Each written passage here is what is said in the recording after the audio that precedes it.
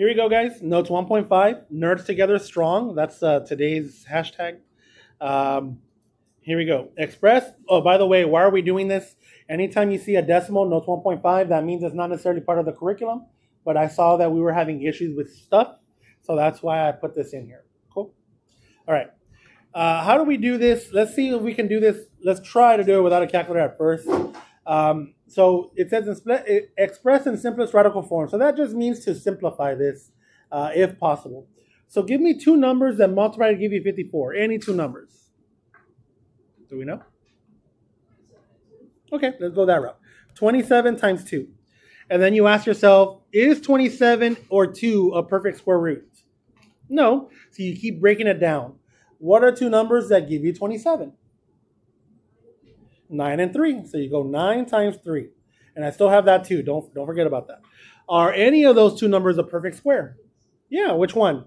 The 9. So I'm going to circle that one. It's going to come out of the square root. So here's what I have. I have 3. That 3 is the square root of 9. And then square root. And what do I have left? I have that 3 and that 2 there. What's 3 times 2? There it is. That's it. Do you see what we did? I'll do it another way, just in case. Here's method number 2. You could always say square root of 54 is the same thing as square root of 9 times square root of 6. Right? See, 9 times 6 is 54, and you just keep it under the house. What's the square root of 9?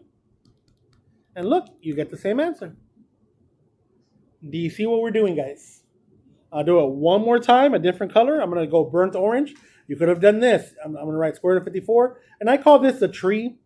Okay, two numbers that give you 54. 9 times 6.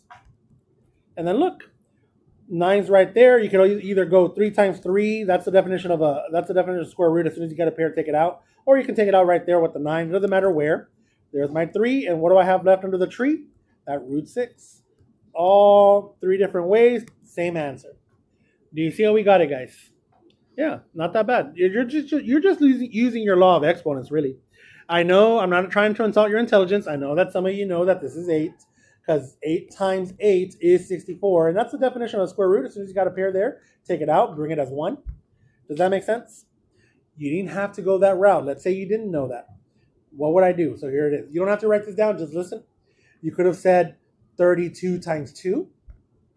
And then you would have taken that 32 and you would have said, well, that's 16 times 2. And then look, I have a pair of 2's right there. So this is 2, square root of 16. OMG, do we know what the square root of 16 is? What is it? 2 times 4. Look at that. What's 2 times 4? And look, we got the same answer that we got earlier. Does that make sense, guys? See, so it doesn't matter what route you go, you're going to get the right answer no matter what. Cool or not cool? All right, let's keep going. Square root of 45. So give me two numbers that when I multiply, give me 45. 9 and 5. You can stop right there. What's the square root of 9? 3. And then you still have that 5 under the radical. If you don't like that, guys, you can always go slow like this. Relax. You're fine. Square root of 45 is the same thing as square root of 9 times the square root of 5. And then the square root of 9 is 3. So 3 root 5. See? Is that making sense to you guys? All right, here we go. Find the value of tan f, round to the nearest hundredth if necessary. I find f. I'm going to write SOHCAHTOA. You can hear Ms. Wurzburg. Her laugh is iconic. There it is, SOHCAHTOA, and I'm circling the, let's see, what do I want? Tan. I'm circling the tan, the TOA.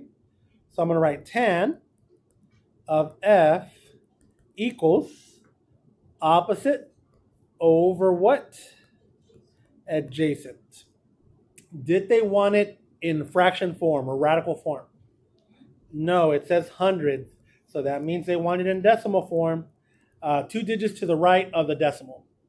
So I'm going to take Desmos, or you can take a calculator. Well, you know what? Here's my, let's do Desmos. Because everyone has Desmos, not everyone has a calculator. Here's my Desmos. I push open graphing calculator. Come on, buddy. And then I'm just going to type. I click on the little button here, and I'm going to put square root. What was it, 22? Divided by 5, right? And then there it is, 0.938. They said nearest 100, so I'm going to write what? 9-4. Because 938, right? 9-4. And that's it, guys. How do we feel? Not too shabby, right? Don't worry, guys. We'll be done in a little bit. I know we're tired. It's been a tough week. Find the value of tan D to the nearest hundredth if necessary. Here's D. I need opposite over adjacent. Notice that adjacent doesn't have a number. I need to find it. Pythagorean theorem. I don't know. Do you want to use the letter X? You don't have to use the letter X. You can say the letters D, E, or whatever. The hypotenuse is the square root of 77. HYP for hypotenuse. Because that's always, wherever the right angle aims, that's your hypotenuse. And here we go. I'm just doing Pythagorean theorem. 4 squared plus x squared. I guess you could have said, let me use little f because this is vertex f. So little f. So I'm gonna make it f. Little f squared equals square root of 77 squared. The hypotenuse is always the longest side. So a squared plus b squared equals c squared. Your c is always the hypotenuse. Are we okay? Okay. What's 4 squared, guys? 16 plus f squared equals the square root of 77 squared. The square root and squared cancel out. See? Have I confused anyone? Okay. You're trying to get f by itself, so you're going to move the 16 to the right. I know, guys. I'm a little tired here. So 77 minus 16. What's that? 61? F squared equals 61.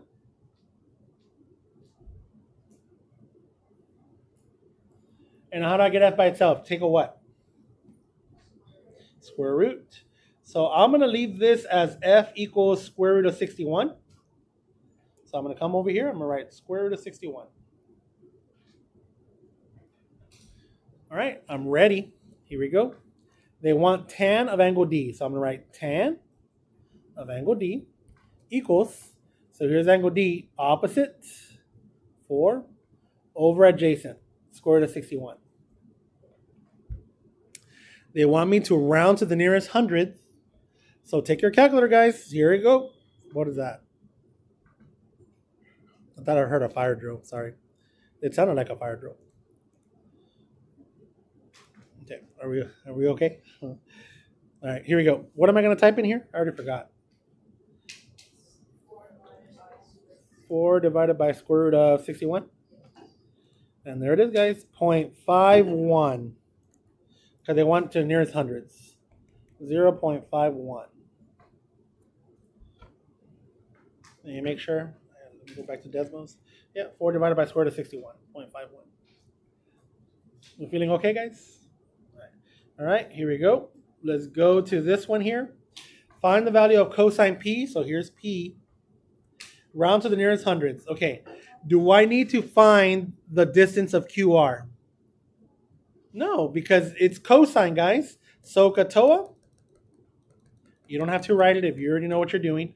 Cosine is adjacent over hypotenuse. So I'm going to write cosine of P equals adjacent, which is square root of 14, over hypotenuse. The hypotenuse is always wherever this right angle aims, 24. Are we okay, guys? All right, it says round to the nearest hundreds. So I'm going to go and take my little calculator. And I'm going to go square root of 14 divided by 24. So square root of 14. Square root of 14 divided by 24. Oh, look at that. Divided by 24. 0.155, so 0.16.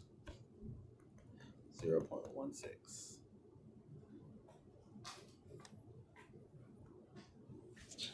What's wrong with me today? There you go. We're doing all right, guys? I'm fighting the temptation to yawn. Did one of you yawn right now? Because I usually mirror whatever you guys do. Fighting really hard not to. Sometimes I wish we had pyrotechnics. I wish I could push a button and like flames would just... I wish church was like that. That would be cool. You know, my grandma traumatized me when I was little. This is about church. I was at church, and every time when I was little, I went to church, I wanted to fall asleep. And my grandma one time looked at me and was like, "It's the devil." You know, you're wanting to fall asleep because it's the devil. And so now I got really scared every time I go to church, like, oh, I'm trying to fall asleep. I need to stay awake. It was just, so now, yeah, okay. I'll stop. Sorry, guys. Make sure I delete that when I upload this video because I'm recording right now and I just recorded that. All right, here we go. Find the exact value sine D. So here's angle D.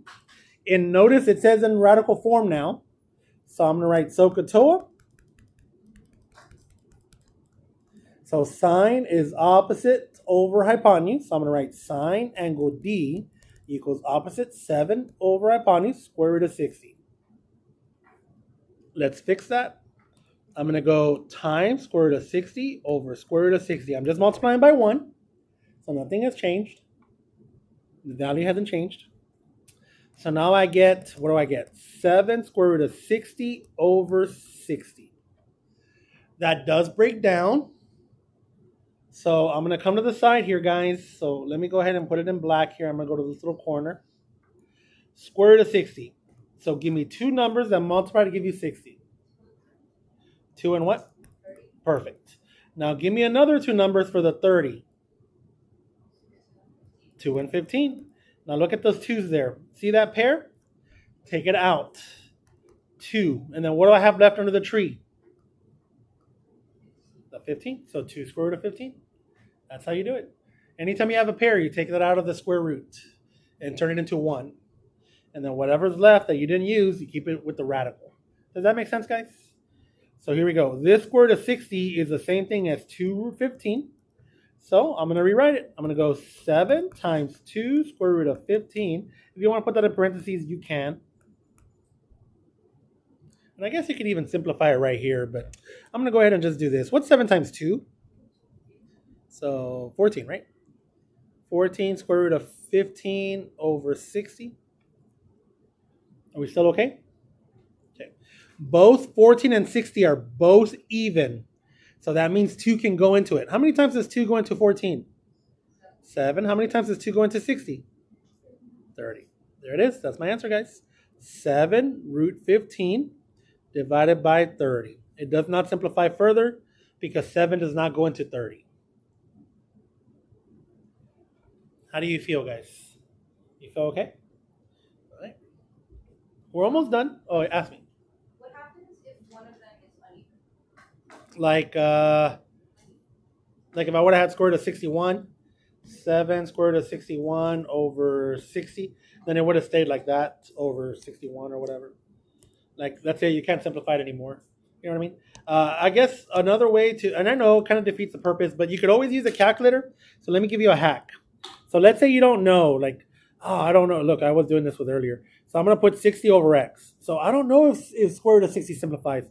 Do this. Go 60 over x, and then go to a table, and then see all these numbers multiply, the x and the y multiply to give you 60. So what you're trying to do is try to go to a perfect square root. See, 20 times 3 is 60, but not go to the perfect square root. Look at 16. Nope. As soon as you see a decimal, you don't want it. Go to 12 times 5. Look, 9 times blah, blah, blah. There it is. Look at that. 4 times 15. And what's the square root of 4? 2. So 2 square root of 15 for the square root of 60. Do you see how we did it, guys? That's a hack.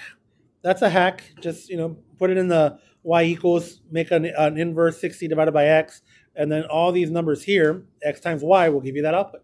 See? Cool, right? Or not cool? Are you guys tired? Have you guys been catching up on your sleep? Okay, go to sleep tonight, guys. All right, we're almost done. Sine n in simplest radical form. We're almost done, guys. Sine n equals SOHCAHTOA. Opposite over hypotenuse. Square root of 89 over 12. Look, we got one, Miss Escamilla Ponce. We got one. You can't do anything with that 89, guys. Chop, what do you mean? Look, if I put it right here, y equals, and I put 89 over x. Oh, that's where that 89 came from. And then I'm just going to keep scrolling until you see a perfect square root. And you don't. See? 9 times 9.8. Like, 9 is a perfect square root. But you want to see both integers on both the x and the y. You want to see whole numbers. And look, 16, 5.56. And go to 25. And nope, doesn't work. And then you go to 36. Nope, doesn't work. 49. Nope. See, doesn't work, guys. So there is no two numbers that are perfect integers. So this one does not break down. That's your answer. Simplest radical form. Are we okay? Okay. Last one. Find the exact value of cosine D. So here's angle D.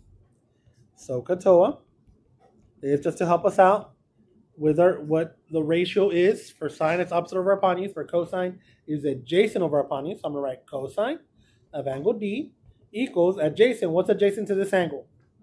12. What's my hypotenuse? 15. Now don't type it in like that. It's going to get counted wrong because this can be reduced. What number goes into both 12 and 15? 3, right? How many times does 3 go into 12? How many times does 3 go into 15? There it is. That's the answer. How are we feeling, guys?